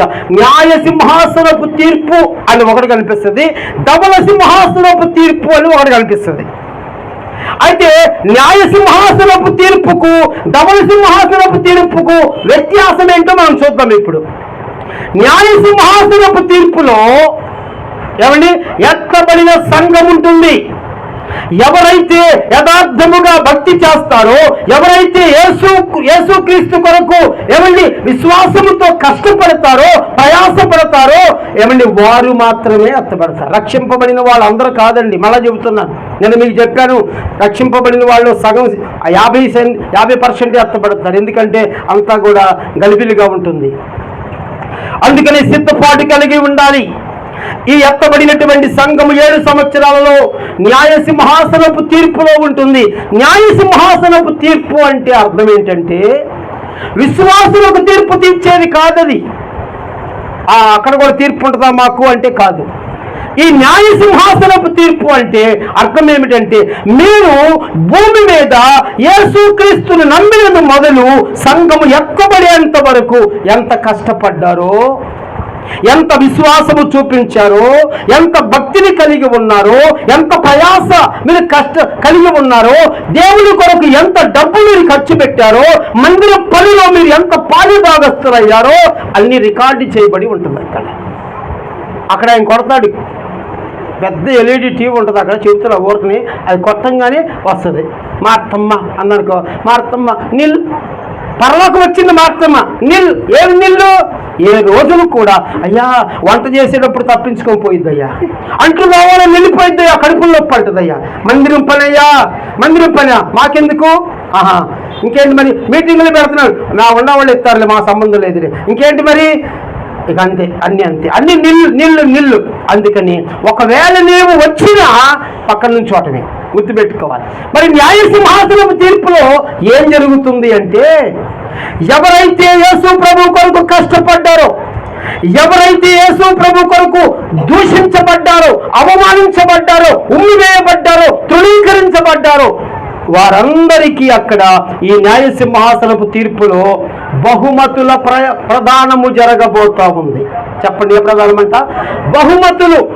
ఆ లక్షల మంది, కోట్ల మంది ప్రజల ఎదుట శరీరాలు ఉండవనుకోండి, ఆ మహిమా శరీరము ఎదుట యేసు ప్రభు ఆ కోట్ల మందిలో ఒక్కొక్క పేరు పిలుస్తూ ఉంటే, ఆ పిలిచేటువంటి ఆ పేరు పిలిచిన వ్యక్తి వస్తూ ఉంటే, ఆయన నీ బజారై ఉంటే, ఆయన మీ ఊరై ఉంటే, ఆయన చూసి ముఖాన్ని ఉమ్మేసి ఒకప్పుడు ఉంటే అప్పుడు అనిపిస్తుంది, నేను ఆయన ముఖాన్ని ఉమ్మేశాను కదా, ఆయన వెళ్ళాడు కిరీటం పెట్టించుకుంటున్నాడు, ఆయన వెళ్ళాడు బహుమతి తీసుకున్నాడు, మరి నా బతికేం ఎట్టుంది అనుకుంటుంది నీకు మనస్సు. అందుకని వాక్యం ఏం చెబుతుందంటే, ఈ క్రైస్తత్వములో పగలు ఉండకూడదు, క్రైస్తత్వములో విభేదాలు ఉండకూడదు, క్రైస్తత్వములో తగ్గింపు ఉండాలి. అప్పుడే మీరు రెండవ రాకడలోకి వెళ్తారు. దేవునికి స్తోత్రం. అందుకని న్యాయసింహాసనపు తీర్పులో ప్రియులారా బహుమతుల ప్రదానం జరుగుతుంది. ఎవరి కేటగిరీని బట్టి వారికి బహుమానాలు ఇస్తారు. నువ్వేం చేయలేదనుకో, నీ బోర్డు నీళ్ళు వచ్చిందనుకో, పక్క నుంచో అంటాడు యేసయ్య. అంటే వస్తావు కానీ పక్క నుంచి ఉంటావు, నీ గుర్తింపు లేదు, ఎక్కడ విలువ లేదు నీకు. అందుకని నీవు యేసయ్య పక్కన కూర్చోవడానికి, ఆ దండము చేత పట్టుకోవటానికి నీవు ఇక్కడి నుంచి ఏం చేయాలంట? సిద్ధపాటు కలిగి దేవుని పని చేయాలి. దేవునికి స్తోత్రం. అయితే ఇక్కడ విషయం ఏంటంటే, న్యాయసింహాసనపు తీర్పు అక్కడ జరుగుతూ ఉంటే 7 ఏళ్ల శ్రమ ఇక్కడ జరుగుతూ ఉంటుంది. ఎక్కడ? భూమి మీద జరుగుతూ ఉంటుంది. గుర్తుపెట్టుకోవాలి. న్యాయసింహాసనపు తీర్పులో ఎత్తబడిన సంఘం ఉంటుంది. ఇక్కడ 7 ఏళ్ల శ్రమలలో విడువబడిన సంఘం ఉంటుంది.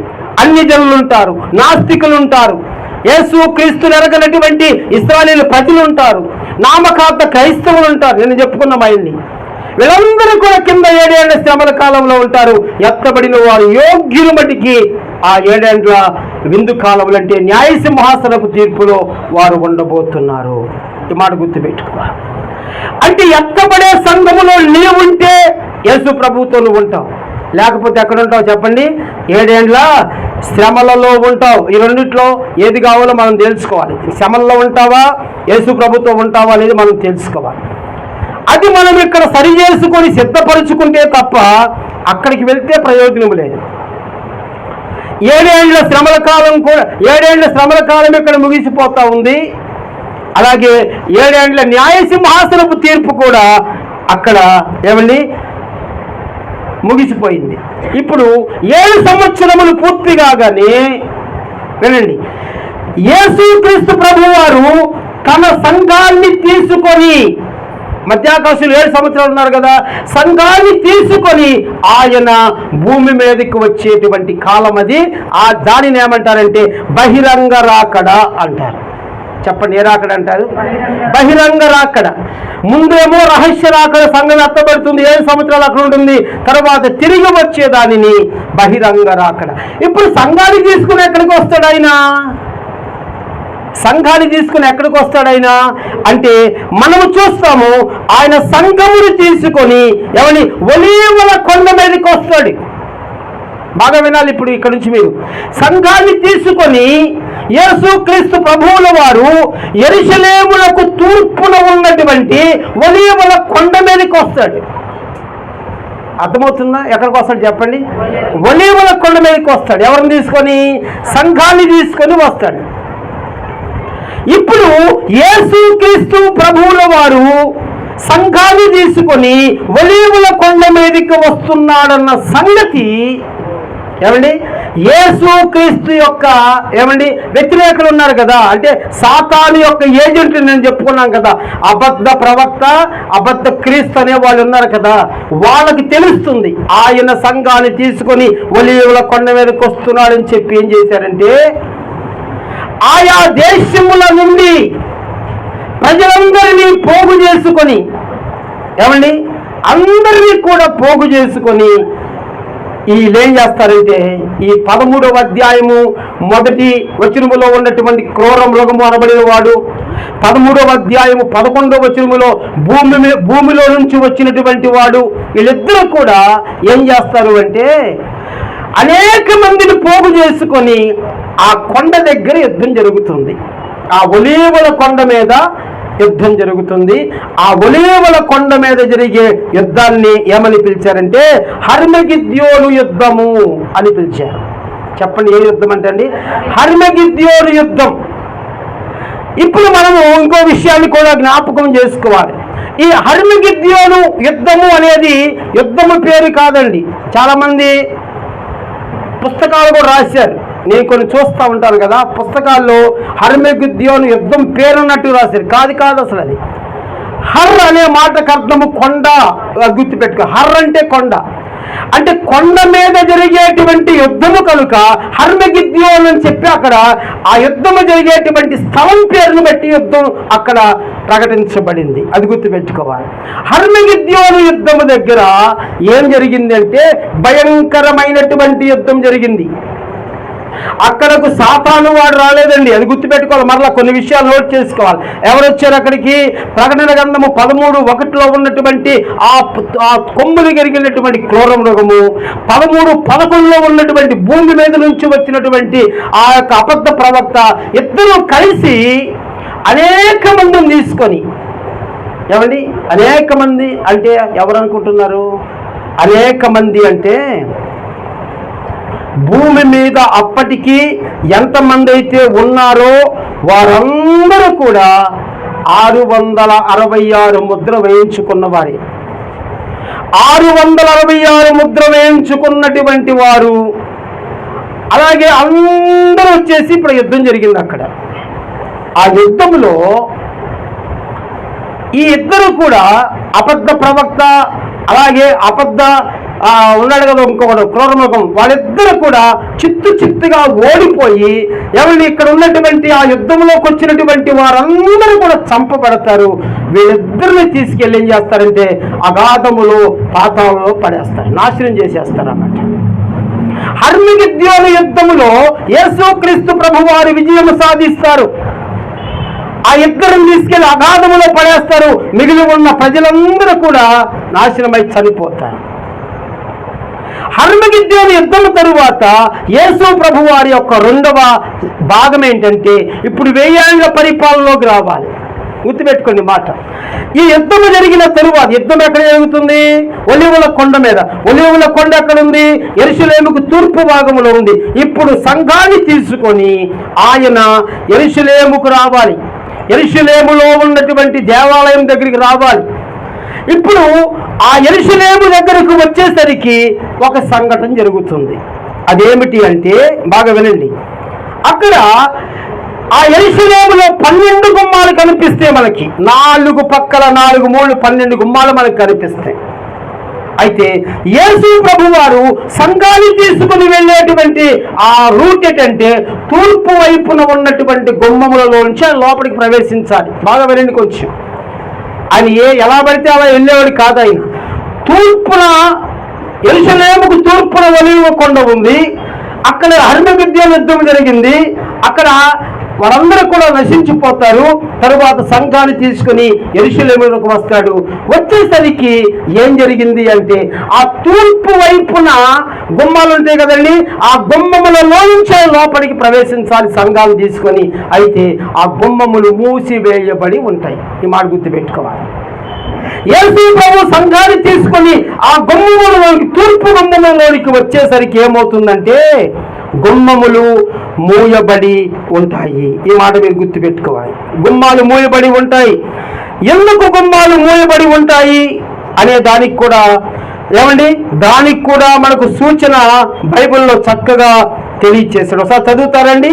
యెహెజ్కేలు గ్రంథములో చూడండి. ప్రకటన గ్రంథము చెబురుంటే యెహెజ్కేలు గ్రంథములో దేవుని దర్శనం చూడండి ఎలా చెప్పాడో ఆ గుమ్మాల గురించి. చూస్తారా ఒకసారి?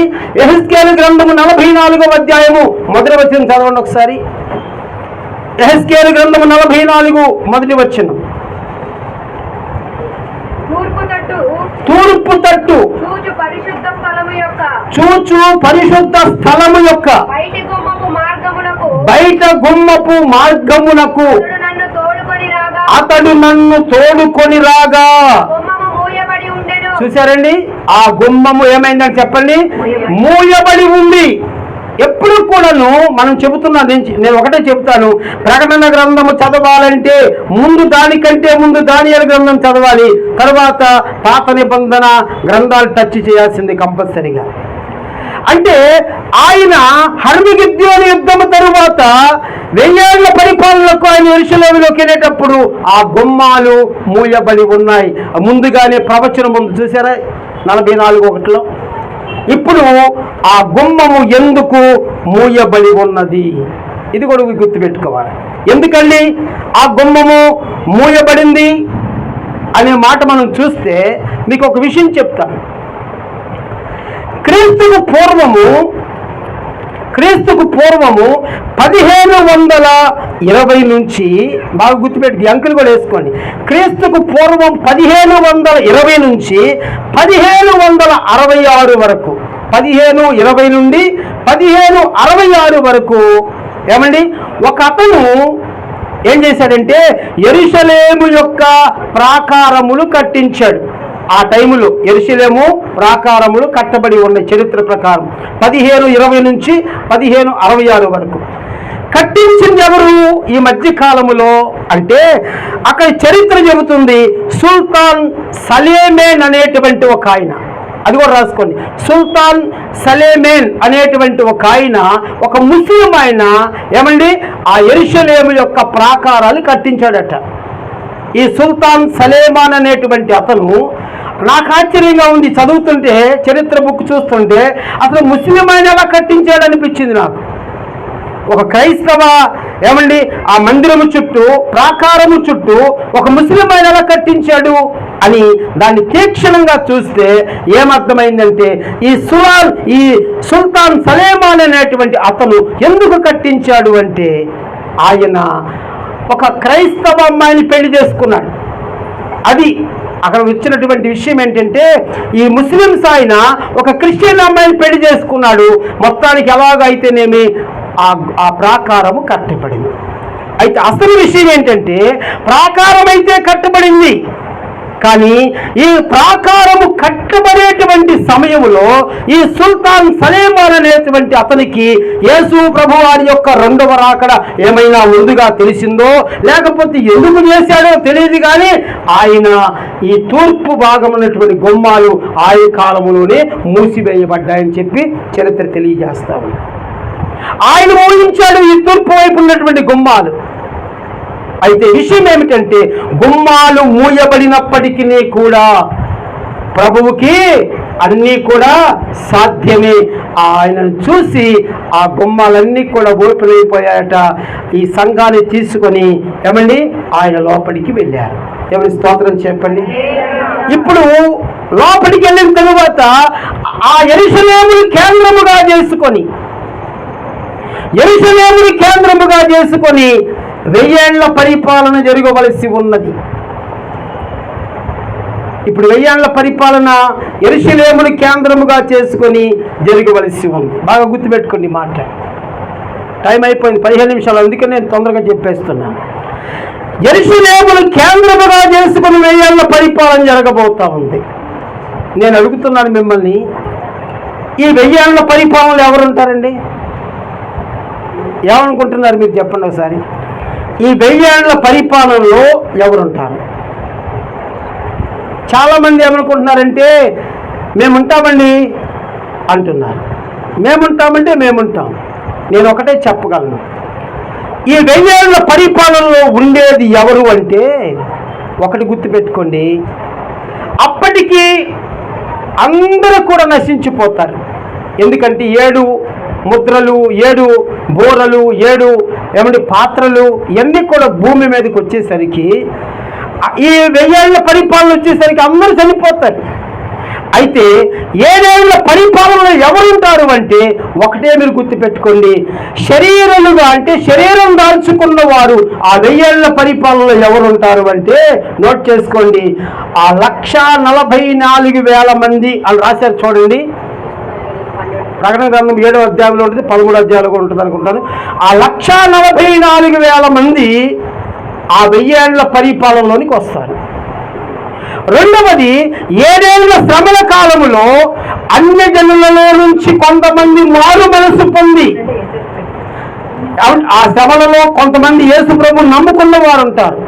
వారు కూడా రక్షింపబడి లేదా తప్పించబడి అక్కడికి 1000 ఏళ్ల పరిపాలనలోకి వస్తారు. అంటే టోటల్గా జనం తగ్గిపోతారు, అందరూ చనిపోతారు. ఈ 1,44,000 మంది ఉంటారు. శ్రమల కాలంలో యేసు ప్రభువును తెలుసుకున్న వారు ఉంటారు. మరి మనముండరా అని అడుగుతారేమో. మనం కూడా ఉంటాం, కానీ మనము శరీర సంబంధంగా కనిపించం. మనము మహిమా శరీరంతో ఉంటాం. గుర్తుపెట్టుకోవాలి. అంటే భూమి మీద ఉన్నటువంటి ఆ 1,44,000 మందినేమి, లేదా ఇంకా 7 ఏళ్ల శ్రమలలో ఎంతమంది అయితే యేసు ప్రభువుని విశ్వసించి ఆ 7 ఏళ్ల శ్రమల్లోనికి వచ్చారో వారిని మనము ఏలుబడి చేస్తాం.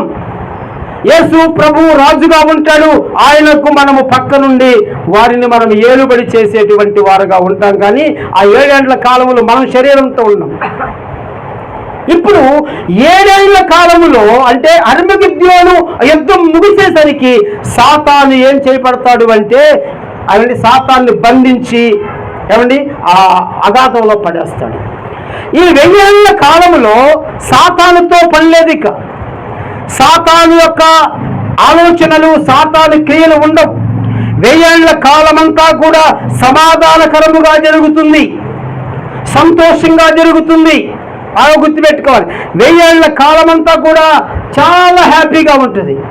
అయితే 1000 ఏళ్ల తరువాత, మరలా చెబుతున్నా, 1000 ఏళ్ల తరువాత సాతాను మరలా రిలీజ్ అవుతాడు, బయటకు వస్తాడు.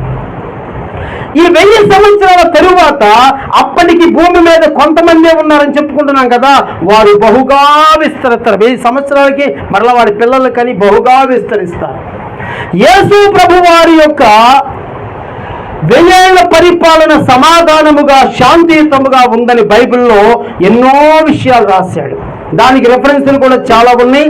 మీకా గ్రంథము 4వ అధ్యాయం 2వ వచనములో, ఆ కాలమున అన్యజనులు అనేకులు వచ్చి సియోనులో నుండి ధర్మశాస్త్రమును, యెరూషలేములో నుండి యెహోవా వాక్కును బయలువెళ్ళును, యాకోబు దేవుని మందిరమునకు వెళుదాము రండి అనుకుంటారంట. అప్పుడు అంతకుముందు వెళ్ళినోడు కూడా అప్పుడు వెళ్దాం అనుకుంటారంట 1000 ఏళ్ల పాలనలో.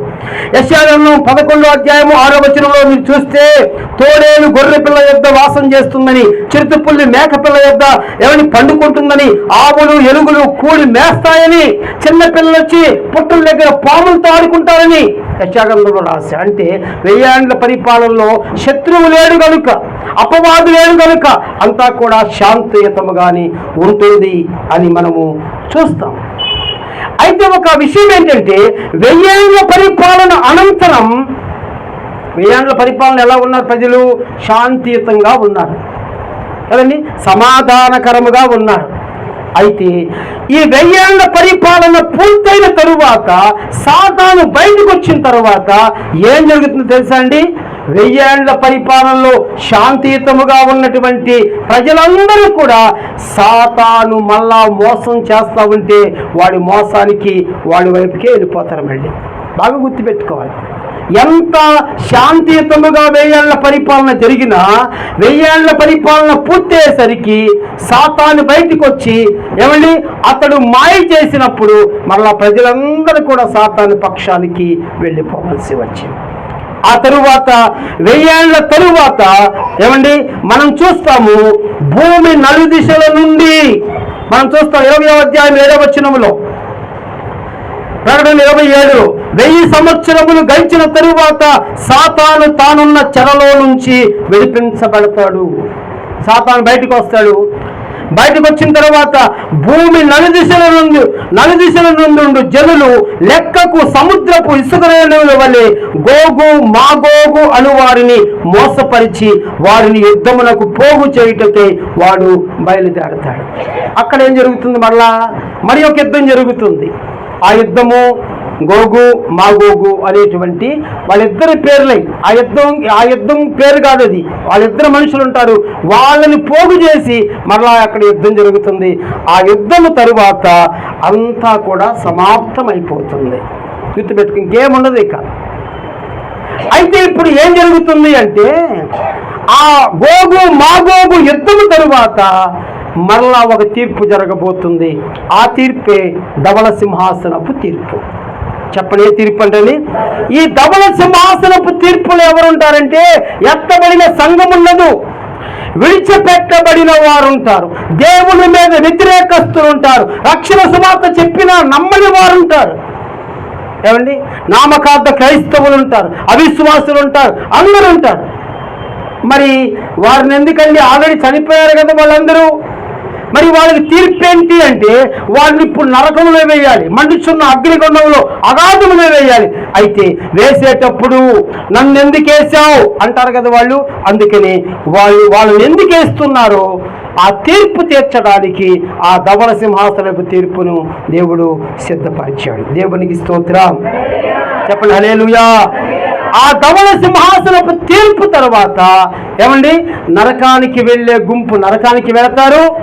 ఆ తరువాత క్రీస్తుతో ఉంటారు కదా. న్యాయ సింహాసనపు తీర్పులో ఉండి 1000 సంవత్సరాల ఏమైనా తీర్పులో ఉన్నటువంటి వారందరూ కూడా పరలోకానికి వెళ్ళబడతారు. అందరూ కూడా పరలోకానికి వెళ్ళిపోతారు. పరలోకంలో ఉండే గుంపు వేరు, నరకములో ఉండేటువంటి గుంపు వేరు.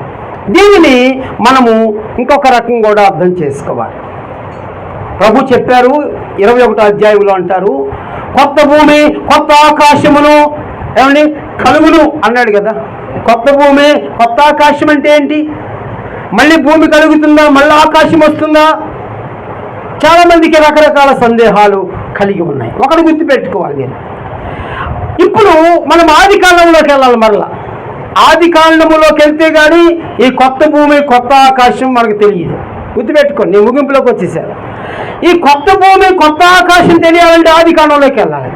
ఏమిటి ఆది కాండములో అంటే గుర్తుపెట్టుకోండి, ఆది కాండములో ఉన్న స్టోరీయే ఈ ప్రకటన గ్రంథంలో ఉన్న స్టోరీ. బాగా గుర్తుపెట్టుకోవాలి. ఆది కాండములో ఉన్న స్టోరీయే ప్రకటన గ్రంథములో ఉన్న స్టోరీ. ఆది కాండములో ఏదేని తోటలో ఎవరున్నారు ఇప్పుడు చెప్పండి? చెప్పండి, ఇప్పుడు చెప్పండి. ఆది కాండము ఏమండి, ఏదేని తోటలో ఎవరున్నారు? ఆదామున్నాడు, అవ్వున్నాడు. మధ్యలో ఒకడు దొరబడ్డాడు. ఎవడాడు? సాతాను. బాగా గుర్తుపెట్టుకోండి. అంటే ఆదాము, అవ్వ, ఆ తరువాత సాతాను. ప్రకటనలో కూడా అదే కనిపిస్తుంది నీకు. యేసు ప్రభు కనిపిస్తాడు. యేసు ఆదాముని ఏమన్నారు తెలుసండి? మొదటి ఆదాము అన్నారు. ఇక్కడికి వచ్చేసరికి యేసు ప్రభుని ఏమన్నారు? కడపటి ఆదాము అన్నారు. అంటే ఆయన ఆ మొదటి ఆదాము ఏమండి తన విశ్వాసాన్ని కోల్పోయాడు, తన భక్తిని కోల్పోయాడు, తనకు అప్పగించినటువంటి బాధ్యతను కోల్పోయాడు. ఆ బాధ్యత యేసుక్రీస్తు ప్రభువారు నిర్వర్తించారు. ఆ అవ్వెవరు? సంఘం. అది గుర్తుపెట్టుకోండి. ఆ అవ్వ సంఘము, ఆదాము యేసుక్రీస్తు ప్రభువారు. ఆదాముని ఎవరిని నిద్రలోనికి తీసుకుని వెళ్ళి గాయము చేసి ఆ గాయములో నుంచి తీసినటువంటిది నారి అన్నాడు. నారి అంటే ఎవరు? స్త్రీ. స్త్రీ అంటే ఎవరు? సంఘం. అలాగే యేసు ప్రభువారు కూడా సిలువలో గాయపరచబడి ఆయన ఆ గాయములో నుంచి స్రవించిన రక్తములో నుంచి వచ్చింది ఎవరంటే నారి మణి, అంటే సంఘము. అది గుర్తుపెట్టుకోవాలి. అంటే అర్థం ఏమిటంటే ఇప్పుడు ఆది కాండము ఏదోని తోటలో ఆదాము అవ్వలున్నారు. బాగా గుర్తుపెట్టుకుని ఫైనల్లో ఆదాము అవ్వలు మొదటి 2 అధ్యాయాల్లోనే కనిపిస్తారు. బాగా చెబుతున్నాను. ఆదాము అవ్వలు మొదటి 2 అధ్యాయాల్లో కనిపిస్తారు. మొదటి అధ్యాయం, 2వ అధ్యాయం, 3వ అధ్యాయము 1వ వచనం నుంచి సాతాను ఎంటర్ అవుతాడు. ఇప్పుడు బాగా గుర్తుపెట్టుకోండి. కొత్త ఆకాశం కొత్త భూమి అంటే ఏమిటంటే మొదటి ఆదాము ఏమని సృష్టించినప్పుడు దేవుడు భూమిని ఆకాశమును సృజింపజేసి అందరి సమస్తమును సృజింపజేసి ఆదాముకు అప్పగించాడు. ఆదాము, నేను అన్నీ చేశాను, నువ్వు ప్రభుత్వం చేయి, నువ్వు ఏలుబడి చేసుకో అన్నాడు. కానీ ఏలుబడి చేయవలసినటువంటి ఆదాము నిర్లక్ష్యముగా ఉన్నాడు. ఏలుబడి చేయవలసినటువంటి ఆదాము ఏమండి బాధ్యతను మరిచాడు. ఈ రోజున మీరు కూడా బాధ్యతను మరిచిన వారైతే ఆదాము అనే మీరు కూడా ఓడిపోయిన వారే. ఆదాము తన ప్రభుత్వాన్ని లేదా తన ఏలుబడిని విస్మరించాడు, ఓడిపోయాడు. ఆయన ఎవరికి అప్పచెప్పాడు? ఆదాముకి దేవుడు అప్పగించినటువంటి ఆ ప్రభుత్వాన్ని, ఆ ఏలుబడిని సాతానుకి అప్పగించాడు 3వ అధ్యాయములో. బాగా గుర్తుపెట్టుకోవాలి. సాతాను చేతిలోకి వచ్చేసింది. ఎవరి చేతిలో ఉండవలసింది? ఆదాము చేతిలో ఉండవలసింది సాతాను చేతిలోకి వచ్చింది. ఎలా తెలుసు సాతాను చేతిలోకి వచ్చిందని? 4వ అధ్యాయంలో మీరు చూస్తారు. యోహాను సువార్తలో ఎవరి మీరు చూసినప్పుడు ఆయన అంటాడు, ఏమండి యేసు బాప్తిసం తీసుకుంటున్నప్పుడు యేసు ప్రభుతో అంటాడు కదా, యేసు ప్రభుతో అంటాడు, నీవు నాకు సాష్టాంగ నమస్కారం చేయి, ఈ రాజ్యములన్నీ ఇదిగో ఇక్కడ ఇది కనిపిస్తున్నాయన్నీ కూడా నేను నీకు అప్పగిస్తానన్నాడు. ఎవరన్నారు ఆ మాట? సాతాను అన్నాడు. అంటే వాటన్నిటిని చూపించి నేను నీకు అప్పగిస్తాను అంటే ఇప్పుడు ఎవరి చేతిలో ఉన్నాయి చెప్పండి? అవన్నీ సాతాను. అంటే అర్థం ఏంటంటే ఆదాము సాతానికి ఇచ్చాడు, సాతాను మన మీద ఏలుబడి చేస్తున్నాడు. మీరు గమనించాలి, ఆదికాండం 1వ అధ్యాయములో, ఆదికాండం 2వ అధ్యాయంలో సాతాను కనిపించడు. బాగా గుర్తుపెట్టుకోవాలి. 1, 2 అధ్యాయాల్లో సాతాను కనిపించడు. ప్రకటన గ్రంథము 21, 22 అధ్యాయాల్లో కూడా సాతాను కనిపించడు. అది విషయం. ప్రకటన గ్రంథము 21, 22 అధ్యాయాల్లో సాతాను కనిపించలేక, అంటే ఆ పుస్తకము మొదలుపెట్టిన 2 అధ్యాయాల్లో సాతాను ఎలా లేకుండా ఉన్నాడు, ముగింపులో కూడా అలాగే ఉన్నాడు. అదే కొత్త ఆకాశం కొత్త భూమి అంటే అర్థం ఏంటంటే, ఎప్పుడైతే ఆదాముకు అప్పచెప్పేటప్పుడు దాన్ని పరిశుద్ధపరిచి దేవుడు ఆదాముకు అప్పచెప్పాడు, మళ్ళా దాన్ని శుద్ధి చేశాడు. ఎందుకంటే కోట్ల మంది ప్రజలు చనిపోయారు కనుక, తీర్పులోనికి వెళ్ళిపోయారు కనుక దాన్ని మళ్ళా ఆయన శుద్ధిపరిచి ఆయన మళ్ళా నూతన పరిచాడు. దేవునికి స్తోత్రం చెప్పండి, హల్లెలూయా. ఇవన్నీ సంగతులు మీకు టూకీగానే చెప్పాను. ఈసారి ఎప్పుడైనా చెప్పుకుందామంటే నాకు ఒక నెల టైం ఇవ్వండి, ఒక 30 రోజులు సమయం ఇస్తే ప్రకటన మళ్ళీ మీకు మళ్ళా చెప్తాను, మొత్తం చెప్పేస్తా పాయింట్ టు పాయింట్. గుర్తుపెట్టుకొని ఇంతవరకు మీరు విన్నందుకు మీకు చాలా వందనాలు తెలియజేస్తున్నాను. వచ్చినందుకు మీకు మరలా స్తోత్రాలు. అంతకంటే ముందు వినటం కాదు, భోజనం చేసి వెళ్ళటం కాదు, మీరు సిద్ధపడండి. సిద్ధపడకపోతే కూర్చోండి. సిద్ధపడకపోతే ఇది చెప్పరు, శ్రమల గురించి మళ్ళీ ఎవరు చెప్పరు. సిద్ధపడకపోతే శ్రమల పాలైపోతారు. ఆ శ్రమలలో పడకుండానే దేవుడు నాకు ఒక భారాన్ని ఇచ్చాడు, నేను మీకు బోధించాను. రేపు మీరు ఒకవేళ తీర్పులోకి వచ్చినప్పుడు అంత బలమైన వాక్యం చెప్పాడే నా సేవకుడు, ఎందుకు వెళ్ళలేదంటే, ఆహా కొబ్బరి మామిడికైతే చేసింది పాస్టరమ్మా, అది తింటాకు వచ్చారంటే కుదరదు అక్కడ, అది తింటాకు వచ్చారంటే కుదరదు అక్కడ. రేపు తీర్పు ఉంటుంది. అమ్మ కదిలి మాకమ్మ, దేవుని ప్రజలను మనము గమనించవలసి ఉంది. అందుకని ఖచ్చితంగా మీరు ఉండండి. ఈ మాటల ద్వారా మీరు బలపరచబడండి. అందరూ ప్రార్థన చేసుకుందాం, తలలు వంచుదాం, ప్రార్థన చేసుకుందాం అండి. అందరూ కూడా తలలు వంచుదాం.